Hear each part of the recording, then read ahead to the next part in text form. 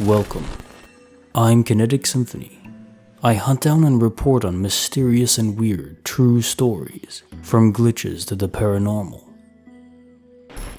Case file number 215, written by crushedduke.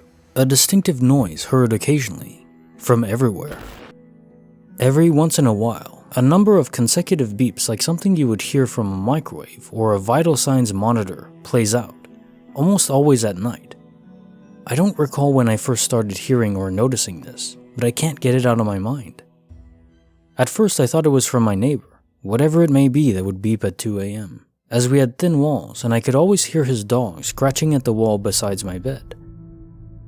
But I recently went on a camping trip with some friends, and to my creeped out surprise, there I was laying down on a thin blow-up mattress with legitimately no technology around me, when a string of the same high-pitched beeps coming from what felt like above me rang out. I've heard it while staying at friends' places and heard it driving at night.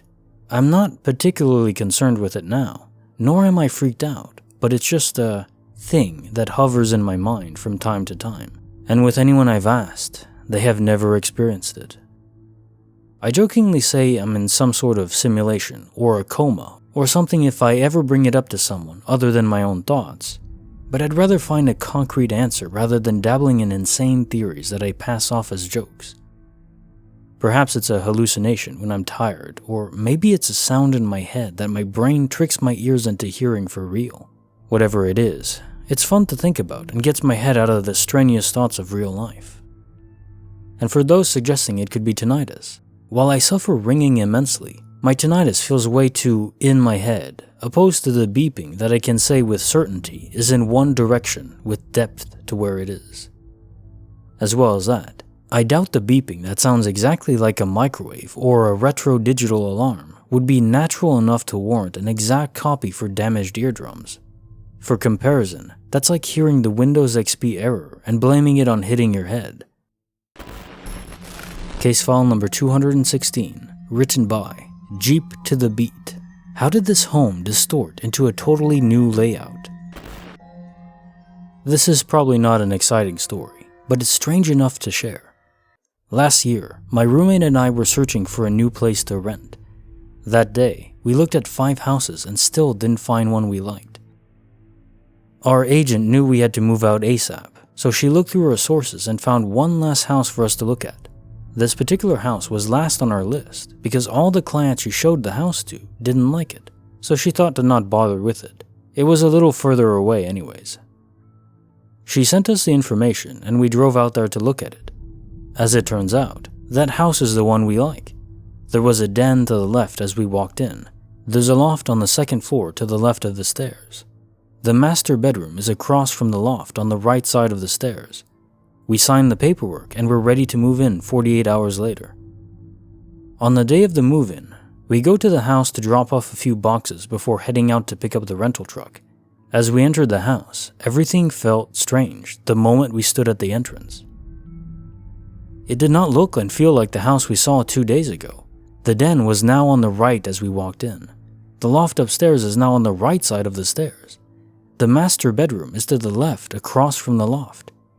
Basically, the entire floor plan was flipped, opposite of what we saw 2 days ago. We are sure and can confirm it's the correct address. We know for sure it's the house we looked at because it's across from a dog park and there's a red fire hydrant in front of the driveway. I know I wasn't losing my mind or forgetting the layout of the house. My roommate confirmed she too is confused about the floor plan of the house, that it was flipped around. We called our agent and asked her if she remembered seeing the den to the left or the right of the entrance. She said the den is on the right. We originally saw the den to the left, so that didn't really help our case at all. I don't understand it. Either way, we still like the house, even though the floor plan just flipped around. We're still living in this house now. If you're enjoying this video, consider giving it a like. Now on to the next story.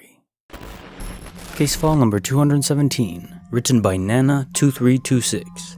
Temporary Oblivion, for the pillowcase. Hi guys, so this happened last week. I was changing my sheets and I vividly remember taking a sheet off that pillow. By the time I was done, The pillow was missing. When my boyfriend came home, we searched through literally the whole house, including closets, under the bed, etc. We couldn't find it anywhere, and we were really confused because the pillow is big. I don't like the necklace, so you can't see it. Anyway, my boyfriend slept without a pillow. Yes, we only have 2 pillows in the house. Next day I woke up. Pillow was still missing, and later that afternoon, I went for a walk, and when I came home, the pillow was standing right at the bottom of the bed. I was so confused. I asked my boyfriend if he found it. And he immediately says yes, but then when I asked where he found it, he says he has no idea. But he came home 5 minutes before me, so he must have found it really quickly. Anyway, he couldn't remember where he found it. We really don't know how to explain this. Case file number 218, written by uglyrunnerrr, The Great Pain Reset. I made the mistake of sliding on the beach to catch a ball. The coarse sand really did a number on my ankle, gouging out a fresh chunk of flesh that I rinsed in the ocean before limping back to our hotel. I made the mistake of getting in the hot tub. My ankle was barking prior, but it howled when I slowly lowered myself in the hot tub. Fast forward 1 week. This thing looks gnarly, and being right on the ball of the ankle made walking a nightmare and kept it from healing. My girlfriend and I were moving into a new apartment after a trip, and I remember the move was excruciating because of my now infected and uninsured ankle wound. I was nauseated and clammy. The pain was severe enough to bring sweat to my forehead when swiveling my suspended foot on its joint. Here's where it gets wild for me. The first night in our new apartment, as we're going to bed, I hobbled to the bathroom.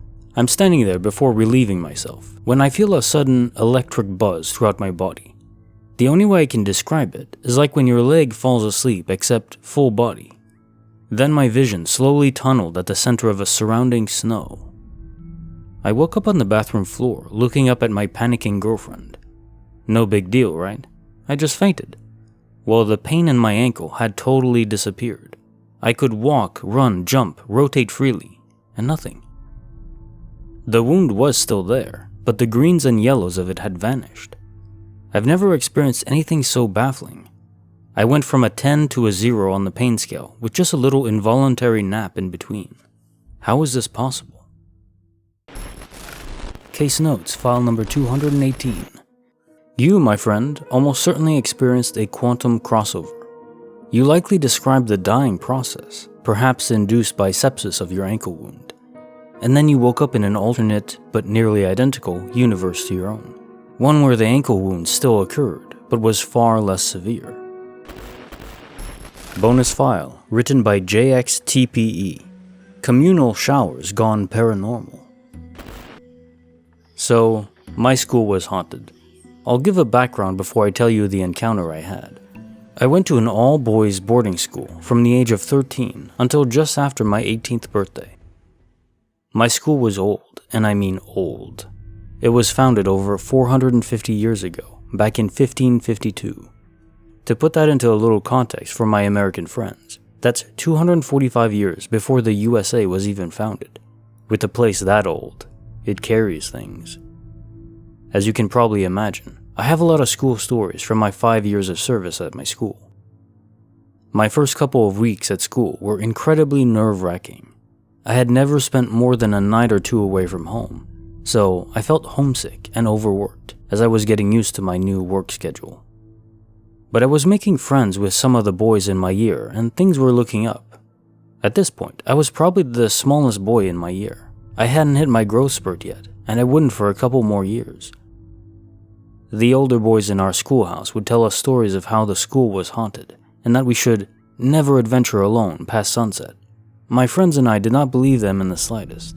We assumed that they were just playing tricks on the new boys, but we were so wrong. I remember the first time something odd happened. I was quite under the weather and had a high temperature. This was within my first month of moving into the school. My teacher suggested that I should take a cold shower. It was late in the evening and showers were usually reserved for first thing in the morning, unless you had PE that day. I remember feeling rather dizzy, and so my friend offered to accompany me. We went down to the shower room together. Having showers at my school was probably the most awkward thing I remember about my time there.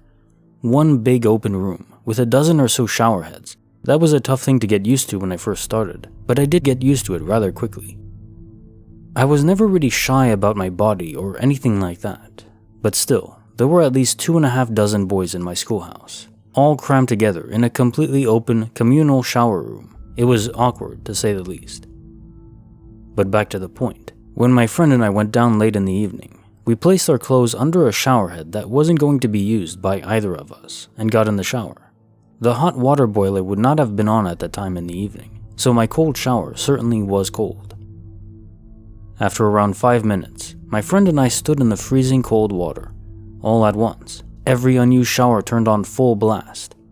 As well as that, the freezing water suddenly turned boiling hot, like red hot.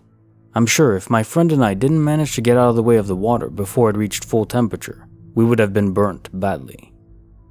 We immediately made a run for the door of the shower room, but it was locked, and we couldn't get it opened. We started panicking, as you could imagine, 2 naked 13-year-old boys slamming on the shower door with all we could muster. Then, almost as fast as they all started, the showers all stopped. I remember that my heart was racing like it had never raced before. I remember feeling as if I was drowning in steam from the showers. After that, the showers started spurting out something that looked like bright red blood, and I won't ever forget the smell, like rusty metal mixed with sewage. My friend and I were truly cowering at the door by this point. I'll speak for myself when I say that was the scariest thing I had ever experienced up to this point in my life. Then again, the water stopped, and the door unlocked. Our clothes were truly ruined, along with our towels. My teachers were very strict. They could be downright mean. You do not want to be punished at my school, and that's what terrified us more in that moment. We were more scared of being sent to the headmaster's office than we were of whatever event just happened, paranormal or not. So we did our best to clean up, but it didn't work. The room still looked as if a bomb had been dropped. So we went to our head of house and tried to explain what happened. He seemed confused, perhaps even slightly scared. He told us to go back to our dorm. The next day, the shower room was closed and we had to use another house's room. As I said, this was probably the first time I experienced something that I cannot explain. Whether it was paranormal or not, which personally, I'm almost certain it was. How else would all the showers turn themselves on and the door lock itself? And honestly, this is one of the mildest. The most terrifying stories come from when it was a school holiday and most children had gone home to visit their parents. I never did, as my parents worked too much to look after me. When the school was quiet, I swear I could hear echoes of screams. Thinking about it still makes my skin crawl.